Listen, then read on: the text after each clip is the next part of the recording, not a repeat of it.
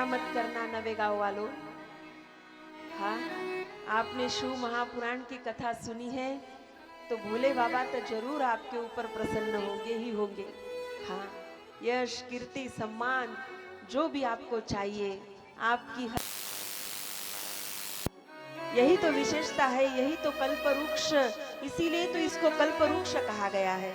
यही तो विशेषता है कि जो भी आश्रित यहाँ पर आता है, हाँ, उसे सब कुछ प्राप्त हो जाता है। और इसीलिए बस श्री शिवाय नमस्तुभ्यम के अनुरागी बन के रहना नवे गांव वालों, महादेव जी के अनुरागी बन के रहना। महादेव आपको किसी भी वक्त किसी भी समय किस बात की कमी नहीं करेंगे। त्या शंभुनाथाची कृपा तुमच्यावर एवढी आहे, हा, आणि म्हणूनच तुमच्या गावात एवढी समृद्धी आहे, तेवढी मोठी बाजारपेठ तुमचं गाव आहे। गावातल्या ज्या गल्लीत जाव त्या गल्लीमध्ये समृद्धी आहे, हा, आणि म्हणून भोलेनाथाची विशेष कृपा, साम सदाशिवाची विशेष कृपा तर आहेच तुमच्या गावावर। हाँ, पण अब शिव महापुराण की कथा सुन रहे हो तो आपके ऊपर भी उनकी कृपा बरस ही जाएगी। बस आप सदैव उनके चित्त के अनुरागी बन के रहना, आपने सदैव उनके चरणों के अनुरागी बन के रहना। और अब तो किस बात की चिंता नहीं है हमें। हाँ, जय जयकार करो भोलेनाथ की, अब चिंता नहीं किस बात की। बस एक लोटा जल पूरी समस्या का हल। हाँ, श्री शिवाय नमस्तुभ्यम। जैसे बीपी की गोली लेते हो ना, शुगर की गोली लेते हो ना, बस ऐसे आज से संकल्प कर लो, श्री शिवाय नमस्तुभ्यम। हाँ, बस आज से कोई भी वृद्ध हो, बालक हो, बालिका, नव युवक हो, नव युवती हो या गृहिणी हो, कोई भी वृद्ध, मतलब आपको समझ में आए इसीलिए क्या कहूँ कि छोटे बच्चे से लेकर सीनियर सिटीजन तक, हाँ, सब कुछ बोल सकते हो। और इसीलिए यही तो कथा का स्तुति गान है, यही तो कथा की फलश्रुति है। हमने कल तक युद्ध खंड को सुना, जो युद्ध खंड रुद्र संहिता के मध्य में आता है, रुद्र संहिता में आता है, उस युद्ध खंड को हमने सुना। सांब सदाशिव महादेव हर एक दानव का वध करते हैं और इस संपूर्ण सृष्टि को, इस संपूर्ण धरा को, धरा का दानव से रक्षण करते हैं। हर एक दानव जितना भी दुराचारी हो, दुरागामी हो, हर एक दानव का वध महादेव जी करते हैं। जैसे कि हमने सुना त्रिपुरासुर का वध, जालंधर का वध, शंखचूड़ का वध, इससे आगे आता है हिरण्यक्ष का वध, अंधक यानी अंधकासुर का वध, उसके बाद बाणासुर, गजासुर, निवाद, उत्पल और विदल, इन सारे दानवों का वध महादेव जी के द्वारा किया जाता है। और इसके पश्चात आरंभ होती है रुद्र संहिता। अब रुद्र संहिता में वर्णन आता है महादेव जी के अवतारों का। जिस रुद्र संहिता का आरंभ हमने कल के सत्र में ही किया था, और हनुमान जी के अवतार से महादेव जी ने हनुमान जी का अवतार धारण किया। और हनुमान जी का थोड़ा सा चरित्र, मतलब पूरा तो नहीं सुन पाएंगे, लेकिन थोड़े उनकी चरित्र की थोड़ी सी झलक हमने कल के सत्र में सुनी थी। और हनुमान जी हमारे मध्य में है, हनुमान जी के पावन सानिध्य में हम कथा सुन रहे हैं, इस बात का अनुभव हमने कल के सत्र में किया था, समापन की ओर जब जा रहे थे तब। और आज भी हम महादेव जी के अवतारों की ही चर्चा इस सत्र में करेंगे। आज भी हम शतरुद्र संहिता का ही, हाँ, शतरुद्र संहिता में ही आज हमें प्रवेश करना है। तो सबसे पहले महादेव जी का जो अवतार हुआ, श्वेत लोहित नामक 19वें कल्प में महादेव जी का सबसे पहला अवतार हुआ, जिस अवतार का नाम है सत्योजात। उसके पश्चात अवतार हुआ, उस अवतार का नाम है तत्पुरुष। उसके पश्चात घोर नामक कल्प हुआ और उस घोर नामक कल्प में महादेव जी का अवतार अघोर नाम का अवतार हुआ, जिसे हम अवघड़दानी बोलते हैं। उस अवघड़दानी महादेव जी का अवतार यहाँ पर हुआ। उसके पश्चात चर्चा आती है, विस्तार से भी सुनेंगे, लेकिन ये जो अवतार है इनका बहुत मतलब इनका विस्तार से भी अवतारों की कथा सुनेंगे। ऐसे नहीं कि भाई एक लाइन में बता देंगे आपको, विस्तार से भी सुनेंगे, लेकिन ये तो थोड़ा सा है पहले का, ताकि आपको पता चले कि कथा से कोई भाग मिस नहीं हुआ। हाँ, इसीलिए हल्का हल्का सा ये सुनेंगे पूरा। तो इसके पश्चात आता है महादेव जी के जो 5 मूर्तियां हैं, उन 5 मूर्तियों का वर्णन शिव महापुराण में आता है। तो सबसे पहली है शर्व, उसके बाद है भव, उसके बाद रुद्र, उग्र, भीम, उसके बाद पशुपति, उसके बाद ईशान और उसके पश्चात महादेव। अब ये जो महादेव जी के मूर्तियों का वर्णन है, तो ये शर्व, तो ये है भूमि से अधिष्ठित। भव नाम की जो मूर्ति है ये है जल से अधिष्ठित। रुद्र नाम की मूर्ति है ये है अग्नि से अधिष्ठित। उग्र नाम की जो है वो है पवन से अधिष्ठित। भीम नाम की जो है वो है आकाश तत्व से अधिष्ठित। ये तत्व है, भूमि तत्व, जल तत्व, इस तत्व से अधिष्ठित है ये मूर्तियां।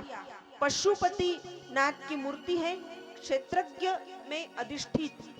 इसके पश्चात ईशान नाम की जो है वो है सूर्य देवता अधिष्ठित और महादेव जी वो है चंद्रमा के अधिष्ठित। इसी प्रकार इस अलग अलग अवतारों का वर्णन, अलग अलग मूर्तियों का वर्णन, विश्वंभर रूप यहाँ पर महादेव जी का बताया है, विश्वंभर अवतार यहाँ पर महादेव जी का बताया है, जो कि संपूर्ण चराचर जगत को धारण करते हैं। शिव का जो भवरूप है, जो जलात्मक है, वो संपूर्ण संसार को पालता है। शिव का जो उग्र नामक रूप है वो संपूर्ण संसार को चलाता है। आकाशात्मक जो भीम स्वरूप है महादेव जी का, वो संपूर्ण राज समुदाय का भेदन करता है। पशुपति नाम का जो महादेव जी का स्वरूप है वो संपूर्ण अर्थात नाम रूप सारे पशुओं के ऊपर कृपा करता है। इस बात का वर्णन यहाँ पर इसीलिए बताया है, इस बात का संदर्भ यहाँ पर इसीलिए आया है कि सृष्टि के चराचर में, अखिल जगत के कण कण में शिव जी का वास है।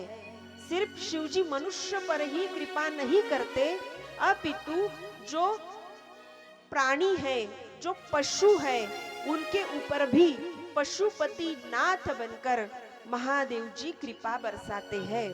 अर्थात ऐसा एक भी जीव नहीं है इस सृष्टि के अंदर जिसके ऊपर महादेव की कृपा हो नहीं सकती।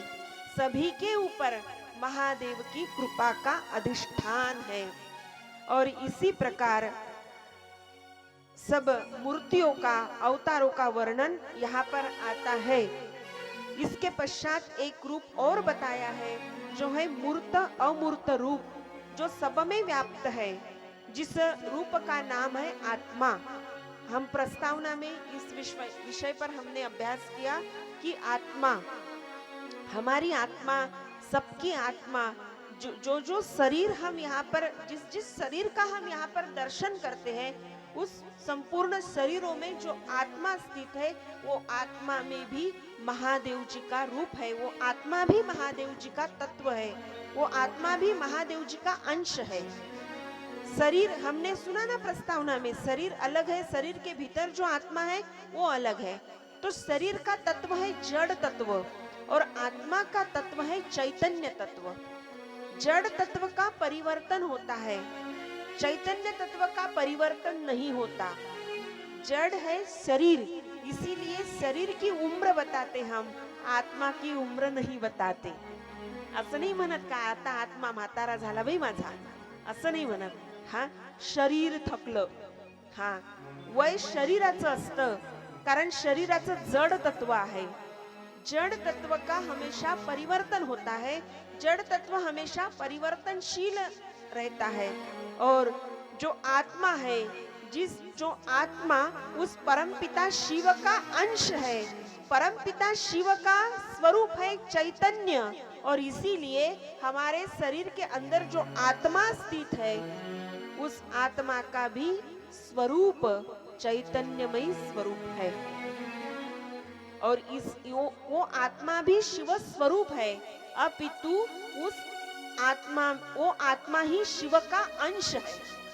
हाँ, हमारे शरीर के भीतर जो आत्मा स्थित है, वो आत्मा ही शिव का अंश है। इस प्रकार संपूर्ण संसार शिव रूप है। हाँ, संपूर्ण संसार शिव रूप है, बस हमें ही शिव रूप होना है। हाँ, संसार तो शिव रूप है, इसका संदर्भ तो आ गया कथा के अंदर, महापुराण के अंदर, लेकिन अब हमें ही शिव रूप होना है प्यारी आत्माओं। इसके पश्चात आता है ऋषभ देव जी का अवतार, और उसके पश्चात आता है, हाँ, जो महादेव के अत्यंत परम प्रिय भक्त है, नहीं, स्वयं जो महादेव का ही अवतार है, जिसका वर्णन बड़े ही विस्तार से यहाँ पर आया है, वो है नंदीकेश्वर भगवान का वर्णन, अर्थात नंदी अवतार का वर्णन। महादेव जी के मंदिर में ऐसा एक भी महादेव जी का मंदिर नहीं है जिस महादेव जी के मंदिर में नंदी नहीं है। तो वो नंदी कौन है? वो नंदी भी शिव का ही अवतार है। तो चलो उनका चरित्र हम यहाँ पर सुनते हैं। वो नंदी अर्थात एक शिलाद नाम के ऋषि थे। ऋषि का नाम था शिलाद। अब ऋषि तपस्वी थे, महाज्ञानी थे, लेकिन फिर भी ऋषि को ऐसा लगता था कि मुझे एक पुत्र चाहिए। लेकिन पुत्र तो इनको चाहिए, पुत्र तो मुझे चाहिए, लेकिन पुत्र मुझे चाहिए, इस भावना की कामना बड़ी ही विपरीत थी। पुत्र की तो चाहत थी मन में, लेकिन मुझे पुत्र चाहिए, ये भाव या इस भाव की जो भावना रहती है वो बड़ी विपरीत थी। इनको ऐसा लगता था कि मुझे अयोनिज पुत्र चाहिए। तो इसीलिए महाज्ञानी तो थे ही, महातपस्वी तो थे ही, लेकिन मुझे पुत्र चाहिए, मुझे अब पुत्र की प्राप्ति करनी है। इस भाव हेतु इन्होंने तप आरंभ किया। मुझे अयोनिज पुत्र चाहिए, इसीलिए इन्होंने तप का आरंभ किया। अब इनके आराध्य थे महादेव जी, तो इन्होंने महादेव जी का, उनके परम आराध्य शिव जी का यहाँ पर तप आरंभ किया। अब हमने ये सुना सबसे पहले,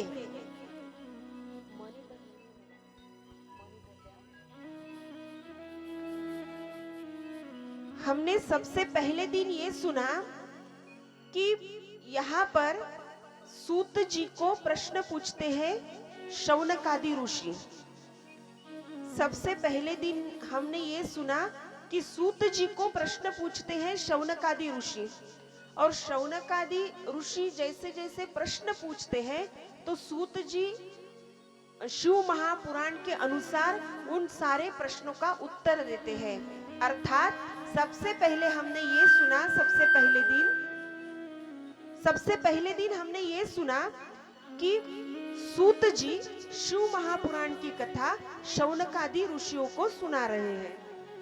उसके बाद हमने नारद जी को मोह की प्राप्ति, उसके बाद नारद जी के हाथों नारायण देव को श्राप मिलना, और उसके बाद ब्रह्मा जी के द्वारा नारद जी का श्री शिव महापुराण की कथा का श्रवण पान।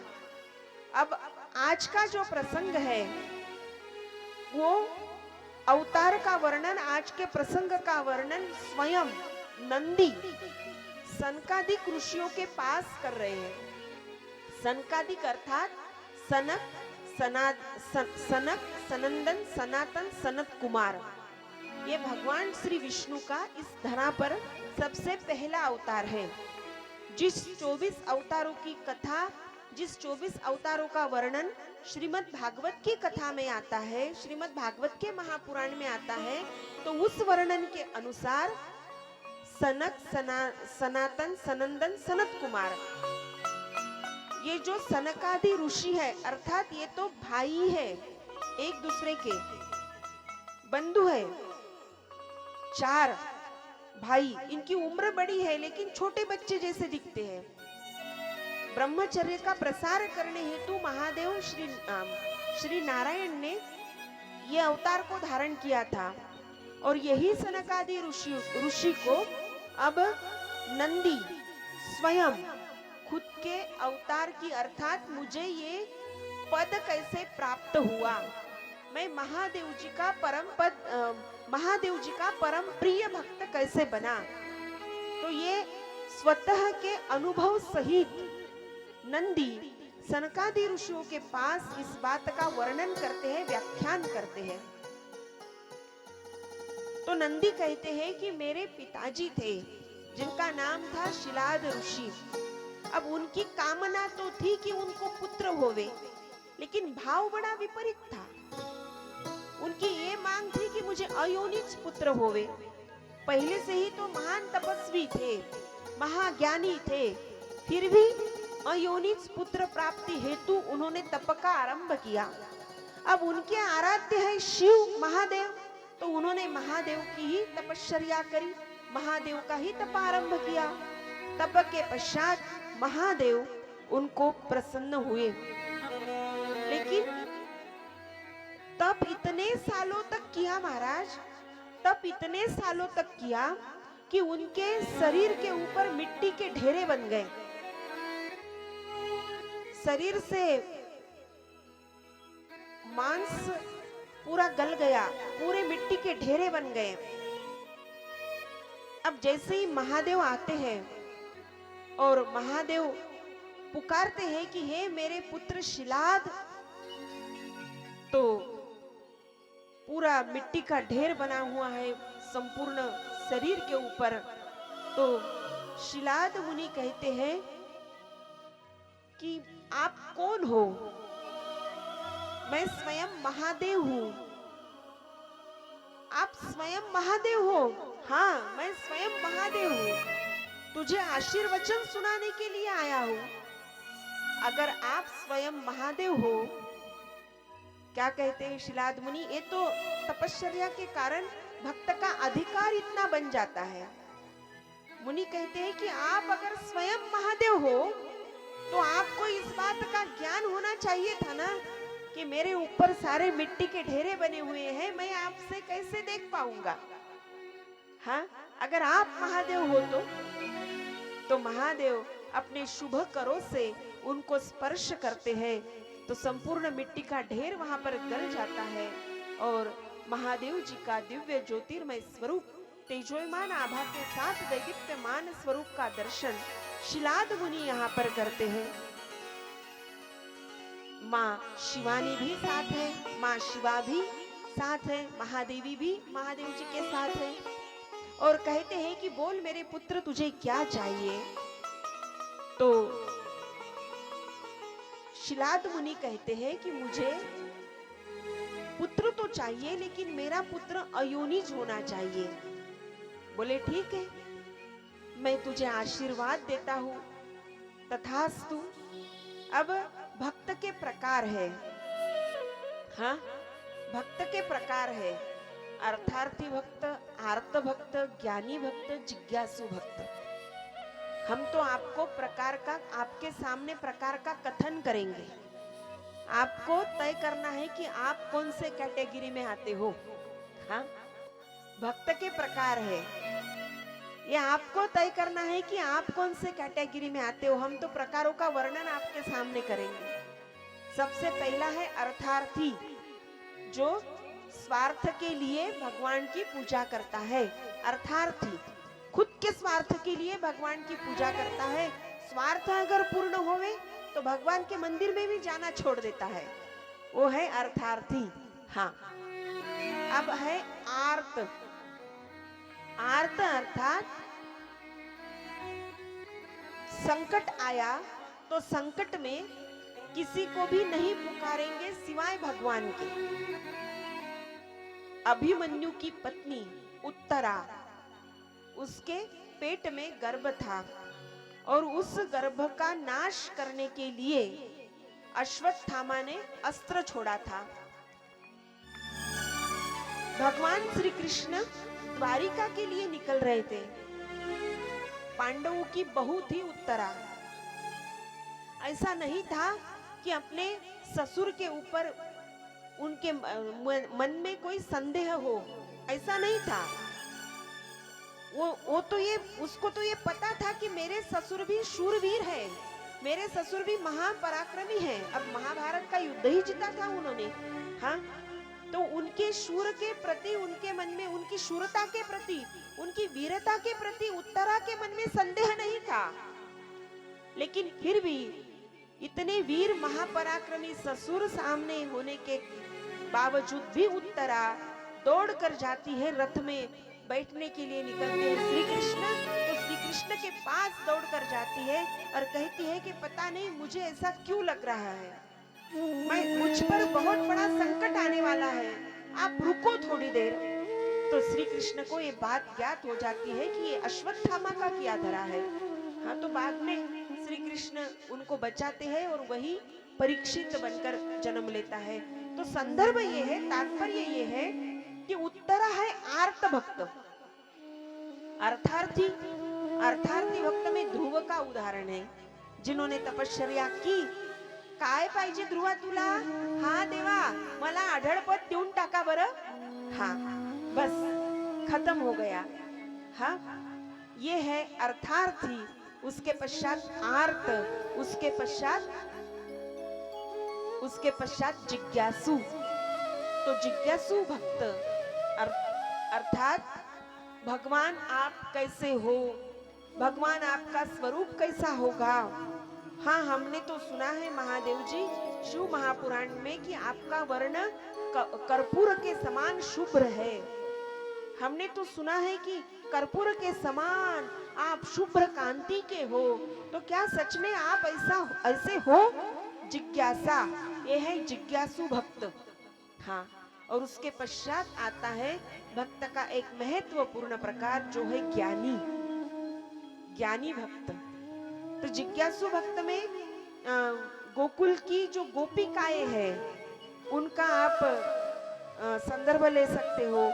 ज्ञानी भक्त में उद्धव जी का संदर्भ आता है। उनके पास ज्ञान तो था लेकिन भक्ति नहीं थी, और इसीलिए उनका पूरा यमराय उनका पूर्ण सिटी स्कैन करने के लिए, हाँ, उनको भेज देते हैं कृष्ण कन्हैया गोकुल कि हाँ, मेरे रोने का कारण तू पूछता है ना, मेरे रुदन की वजह तू पूछता है ना उद्धव, तो तू एक बार गोकुल जाकर ही आ।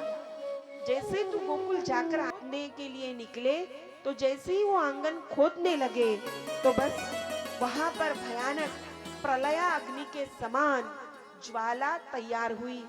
वो ज्वालाएं देखकर थोड़ा सा अचरज लगा शिलाद मुनि को कि ये क्या हो रहा है। लेकिन उसी ज्वाला से प्रकट एक दैदीप्यमान तेजोयमान बालक उसी ज्वाला से प्रकट हुआ, और जैसे ही वो बालक प्रकट होता है तो महादेव जी वहां पर आते हैं और महादेव जी कहते हैं, शिलाद, ये दूसरा तीसरा कोई नहीं है, ये स्वयं मैं हूँ।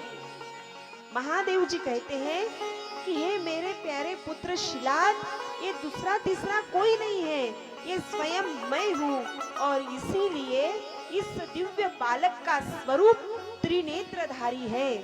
ये मेरा प्रतिरूप है, नहीं, ये मैं स्वयं हूँ, इसीलिए इसका स्वरूप जटाधारी है। शिवनाथ तेरी महिमा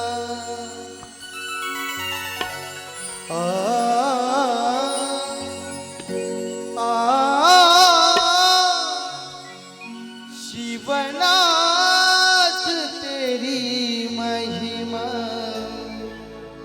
जब तीन लोक गाए। शिवनाथ तेरी महिमा जब तीन लोक गाए। नाचे भ्रमर गगन को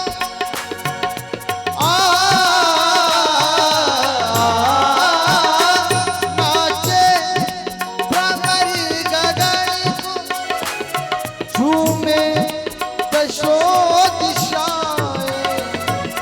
नाच तेरी महिमा जब तीन लोक गाए। शिवनाथ तेरी महिमा जब तीन लोक गाए।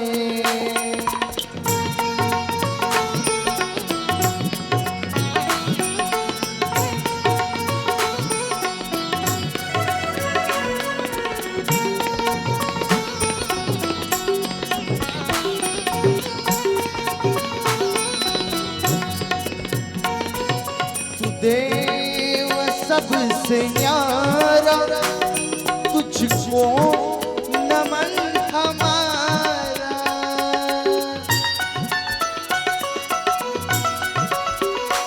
तू देव सबसे न्यारा तुझको नमन हमारा। लाई है तेरे द्वार दर्शन की कामना। शिवनाथ तेरी महिमा जब तीन लोक गाए। शिवनाथ तेरी महिमा जब तीन लोक गाए।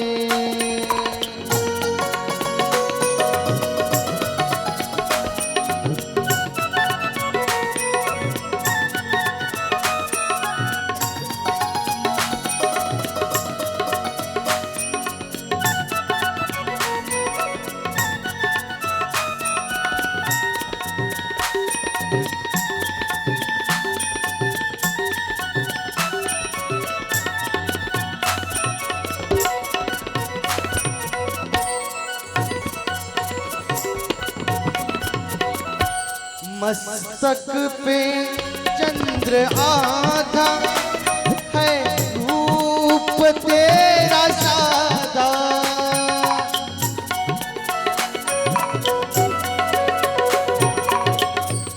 मस्तक पे चंद्र आधा है रूप तेरा सादा। आई है गंगाधारा लेकर तेरी जटा।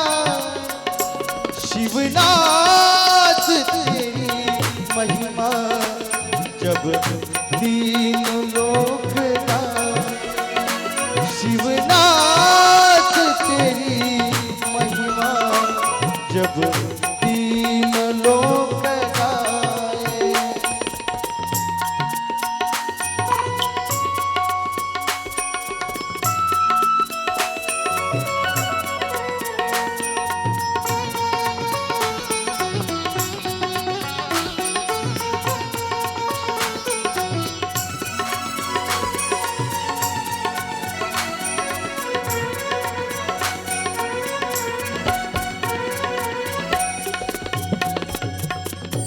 हे प्रेम की सुधासी है रूप चंद्रिकासी।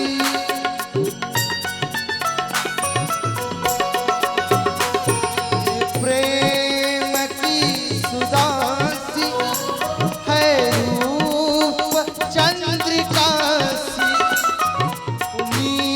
नीलकंठ वाले कैसे तुझे रिझाए। शिवनाथ तेरी महिमा शिवनाथ तेरी महिमा जब तीन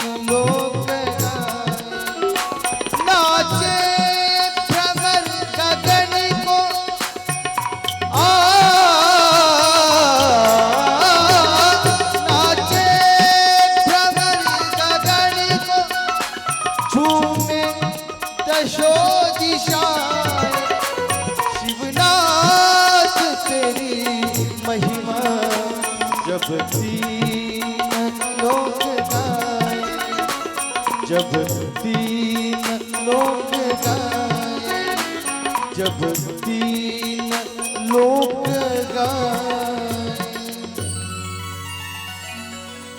शिव नाथ तेरी महिमा, जब तीन लोक गाए। चतुर्भुज स्वरूप जिसका है, वो दिव्य तेजोयमान पुत्र, और स्वयं महादेव जी कह रहे हैं कि हे शिलाद, ये मैं ही हूं, ये मेरा ही प्रतिरूप है, ये मैं ही हूं। तो शिलाद मुनि को मतलब इतना आनंद हुआ, परम आनंद की अनुभूति, महादेव जी की कृपा की अनुभूति, कि कितनी कृपा। महादेव जी को पुत्र मांगा था अयोनित, तो महादेव जी खुद मेरा पुत्र बनकर प्रकट हुए। तो इसीलिए शिलाद मुनि कहता है कि मैं आनंदी हो गया हूं, इस पुत्र ने मुझे आनंद का दान दिया है, इस पुत्र के कारणवश मुझे आनंद मिला है। तो इसीलिए महादेव जी को शिलाद मुनि कहते हैं आनंद, जिसकी वजह से आनंद आया, ये वो नंद है, ये वो नंदी है। और इसीलिए उस क्षण से उस दिव्य बालक का नाम नंदी हुआ। हाँ, जिसको हम नंदी के नाम से जानते हैं, जो महादेव जी के सबसे निकट है, जो महादेव जी के सबसे प्रिय है। तो इसीलिए अब महादेव जी का स्तुतिगान हुआ, महादेव जी अंतर्धान हुए, अपने कैलाश पर विराजमान हुए, अपने कैलाश पर जाने के लिए निकले। अब उसके बाद नंदी स्वयं अपने चरित्र को आगे बढ़ाते हैं और नंदी कहते हैं कि मेरे पिता जो शालंकायन के पुत्र थे, वो मेरे पिता मुनिवर शिलाद, उन्होंने ही मेरा जात कर्मादि संस्कार किया, समस्त शास्त्रों का सांगोपांग ज्ञान मुझे दिया। और जात कर्मादि संस्कार के बाद समस्त शास्त्रों का ज्ञान मुझे प्राप्त कराते कराते 7 साल की उम्र मेरी हो गई।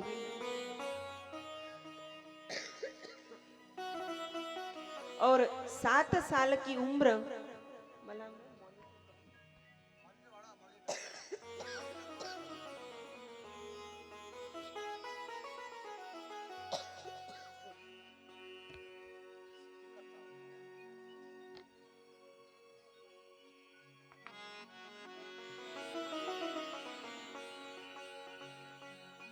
7 साल की उम्र हो गई।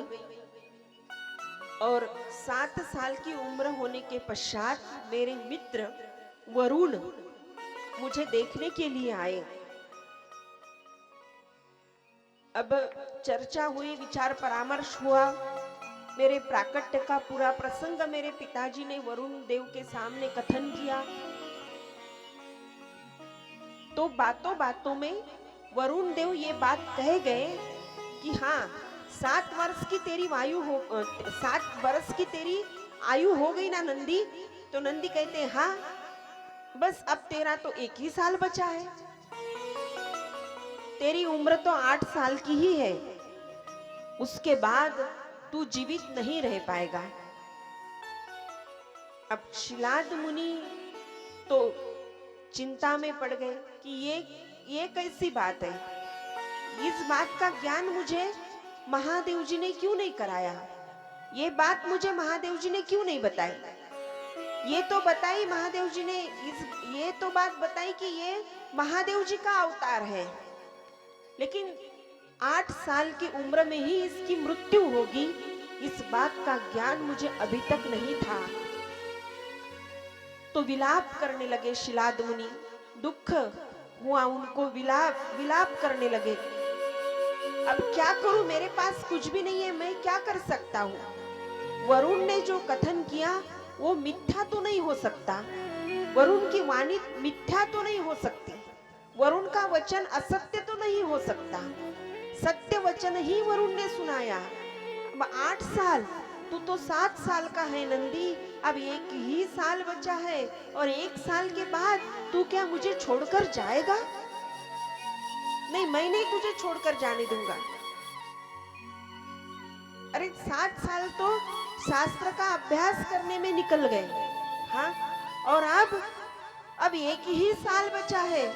तो नंदी कहते हैं, रोते हुए पिताजी को देखकर नंदी कहते हैं, अपने दुखी मन जिस पिताजी का हुआ उस पिताजी के पास नंदी आते हैं और नंदी उनको समझाते हैं कि मुझे पता है पिताजी, मेरी अल्प मृत्यु के कारण आप दुखी हो, लेकिन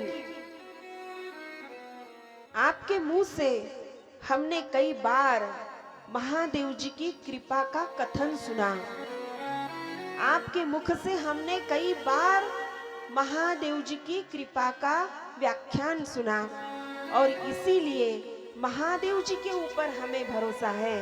हम अगर महादेव जी का तप करेंगे तो हमें भरोसा है, हमारे मन में इतना दृढ़ विश्वास है कि हमारी मृत्यु टल जाएगी। और इसीलिए शिलाद मुनि के पुत्र नंदी अब मृत्यु को जीतने के लिए अपने पिता को प्रणाम किया, प्रदक्षिणा की 7 बार और नंदी महावन में चले गए। अब कई सालों की नहीं, कई दिनों की तपस्या होने के बाद यहाँ पर महादेव जी प्रकट हुए। तो नंदी कहता है कि मुझे मृत्यु से अभय चाहिए। तो महादेव जी कहते हैं कि तुम्हें तो मृत्यु छू भी नहीं सकती, क्योंकि तुम तो स्वयं मेरे अवतार हो। तो बोले, वरुण ने तो हमें ऐसे वचन सुनाए, वरुण मेरा मित्र जब मुझे देखने के लिए आया तो उसने तो मुझे ऐसे वचन सुनाए कि मैं 7 साल मेरी उम्र थी, बस 1 साल ही बचा है, इसीलिए मेरे पिताजी दुखित हो गए, वो रोने लगे और उनका दुख मुझसे देखा नहीं गया और इसीलिए मैं यहाँ पर आया। और आप कहते हो कि मृत्यु मुझे छू भी नहीं पाएगी। तो कहते हैं कि हाँ, तू मेरा अवतार है, तुझे मृत्यु छू नहीं पाएगी।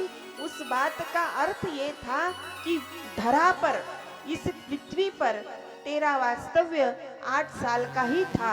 8 साल के बाद तू मेरे साथ मेरे शिवलोक आएगा, मेरे साथ तू मेरे कैलाश में आएगा। और जैसे ही आशीर्वचन सुनाते हैं कि अब तुझे मेरे साथ कैलाश आना है। महादेवी तो साथ में थी ही, अंबिका माता, साक्षात गिरिजा माता, पार्वती माता वो तो साथ में थी ही। तो महादेव जी एक बार पार्वती माँ की तरफ देखते हैं और महादेव पार्वती माता की सहमति लेते हैं। इस बात के लिए सहमति लेते हैं कि हाँ, हे अंबिके, क्या तेरी मान्यता है, क्या तेरी सहमति है? तो माता अंबिका पूछती है कि किस बात की सहमति भगवान? तो महादेव जी कहते हैं कि ये मेरा परम प्रिय भक्त है, ये स्वयं मेरा अवतार है और इसीलिए मैं इसको अपने साथ कैलाश में रखना चाहता हूँ, नहीं संपूर्ण गणों का प्रमुख प्रधान इसे मैं बनाना चाहता हूँ। तो क्या तेरी सहमति है? तो पार्वती माँ कहती है कि अब आपने इतना सोच ही रखा है तो मेरी सहमति की क्या आवश्यकता भला। तो महादेव जी कहते हैं कि नहीं, तुम तो मेरी वामांगी हो, सहचारिणी हो, अर्धांगिनी हो, तो तेरी सहमति तो इस बात के लिए अति आवश्यक है। भूत पिशाचों के साथ तो तू मेरे साथ रही रही है, हाँ? अब ये मैं ऐसे करने लगूंगा कि जो भी कोई मेरा तप करे मैं उसे उठाकर कैलाश पे लेके आऊंगा, तो पूरी पृथ्वी तो कैलाश में ही बस जाएगी, हाँ, इसीलिए तेरी सहमति है अंबिके अति आवश्यक है। माताओं, उपस्थित सज्जनों, शिव महापुराण की कथा हमें भी संकेत करती है कि जो भी कार्य हम करें उसमें हमारी पत्नी की सहमति अति आवश्यक है। अपितु पत्नी से पूछे बिना, हाँ, उसकी सहमति लिए बिना शिव महापुराण का ये संकेत है। हाँ, महादेव जी की गृहस्थी हमें हमारी गृहस्थी के ऊपर संकेत दर्शाती है। और यही तो छोटी छोटी बातें हैं जो बहुत बड़े ज्ञान का दर्शन हमें करा देती है। और यही तो सत्संग की विशेषता रहती है, यही तो सत्संग की खास बात रहती है कि बात छोटी रहेगी लेकिन उसमें तत्व ज्ञान का भंडार भरा रहेगा। हाँ, पत्नी की सहमति अति आवश्यक है। और इसीलिए महादेव जी सहमति पूछते हैं तो माँ पार्वती जी कहती, हाँ ठीक है, मेरी सहमति है।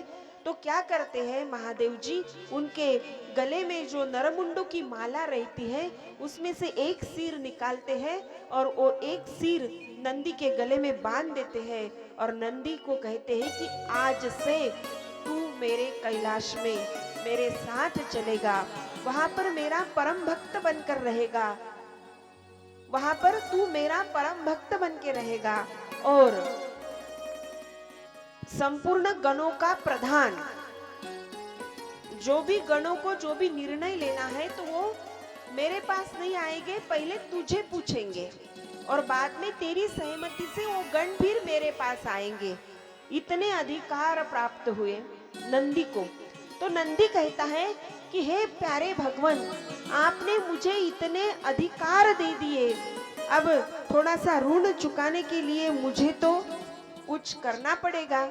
तो नंदी कहता है कि आज से भोले बाबा मैं आपकी सवारी बन जाता हूँ। और इसी प्रकार भोले बाबा की सवारी बन गई नंदी की।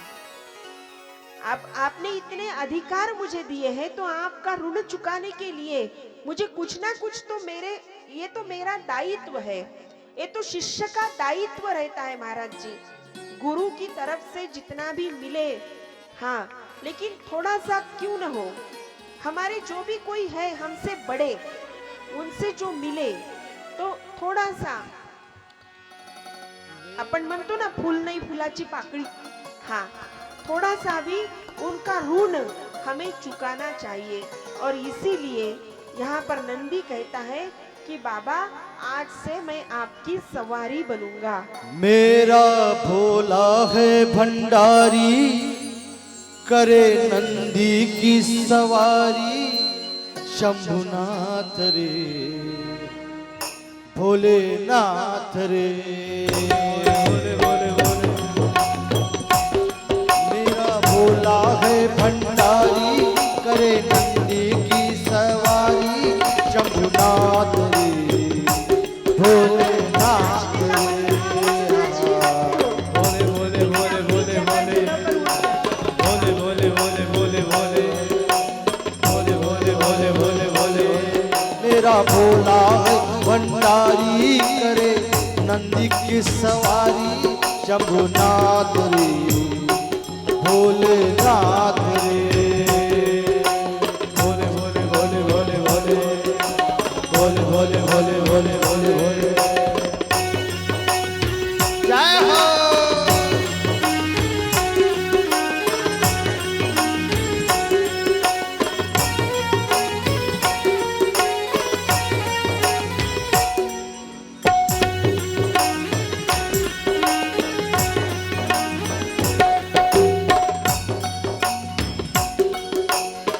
सर से तेरे बहती है गंगा, नाम लेते मन हो जाए चंगा। मेरा भोला है भंडारी, करे नंदी की सवारी, शंभुनाथ रे भोलेनाथ रे। भोले भोले भोले भोले भोले भोले भोले भोले भोले भोले भोले भोले भोले भोले। जय हो।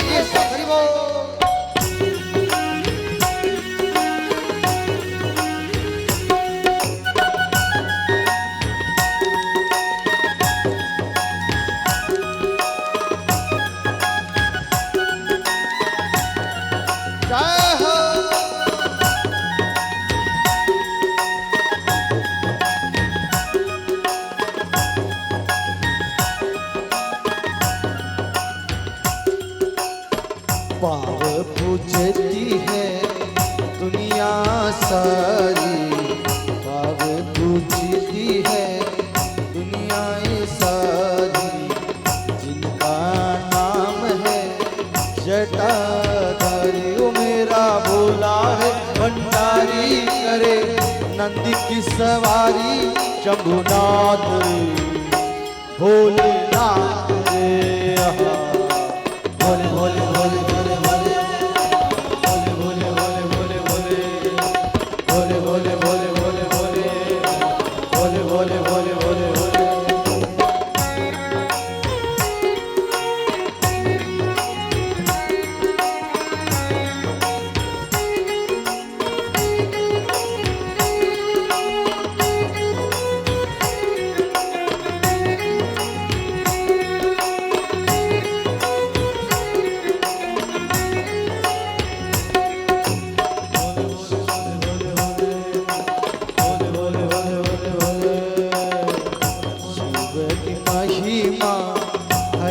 बड़ी प्यारी शिव की महिमा है बड़ी प्यारी, शिव जी ने सबकी किस्मत सवारी।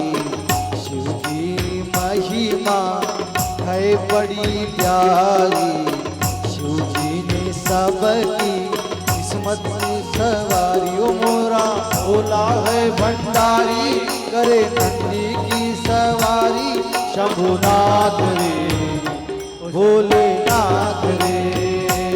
मेरा भोला है भंडारी, करे नंदी की सवारी शंभुनाथ रे, भोलेनाथ रे। भोले भोले भोले भोले भोले भोले भोले भोले भोले भोले भोले भोले भोले भोले भोले भोले।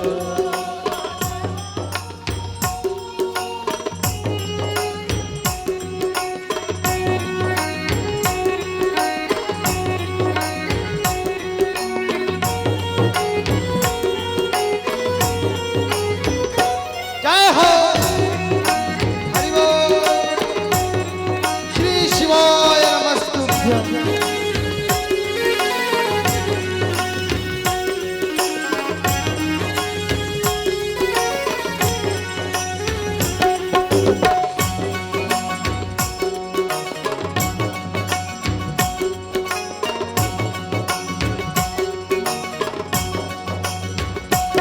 मेरा भोला है भंडारी, करे नंदी की सवारी शंभुनाथ रे, भोलेनाथ रे। भोले भोले भोले भोले भोले भोले भोले भोले भोले। मेरा भोला है भंडारी, करे नंदी की सवारी शंभुनाथ रे, भोलेनाथ रे। भोले भोले भोले भोले भोले भोले भोले भोले भोले भोले भोले भोले भोले भोले भोले भोले भोले भोले।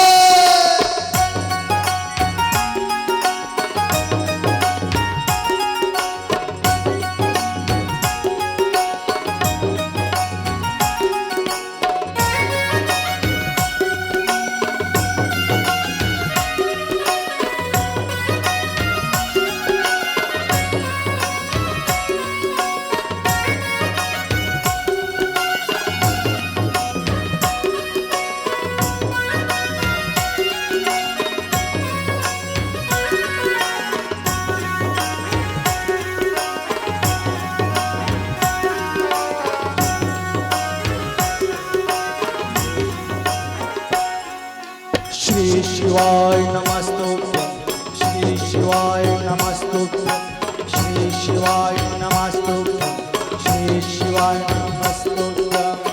तालियों के साथ हरि बोल।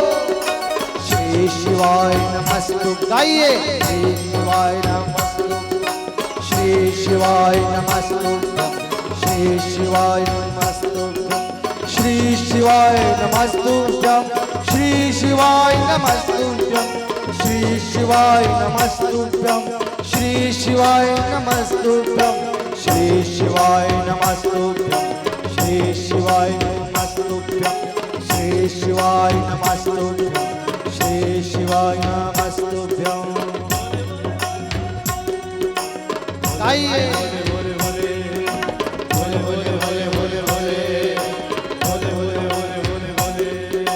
श्री शिवाय नमस्तुभ्यं श्री शिवाय नमस्तुभ्यं श्री शिवाय नमस्तुभ्यं श्री शिवाय नमस्तुभ्यं श्री शिवाय नमस्तुभ्यं श्री शिवाय नमस्तुभ्यं श्री शिवाय नमस्तुभ्यं श्री शिवाय।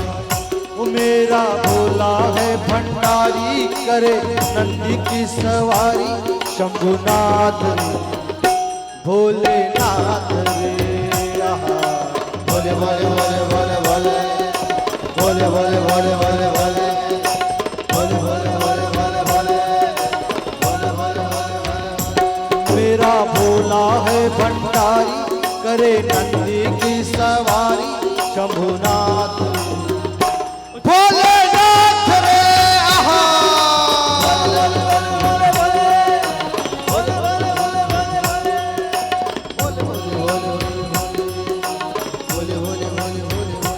मेरा भोला है भंडारी करे नंदी की सवारी शंभुनाथ रे भोलेनाथ रे आहा भोले भोले भोले भोले दोनों हाथ ऊपर उठा भोले भोले भोले भोले भोले भोले भोले भोले भोले भोले भोले भोले भोले भोले श्री शिवाय नमस्तुभ्यं श्री शिवाय नमस्तुभ्यं श्री शिवाय नमस्तुभ्यं श्री शिवाय नमस्तुभ्यं श्री शिवाय नमस्तुभ्यं श्री शिवाय नमस्तुभ्यं मेरा भोला है भंडारी करे नंदी की सवारी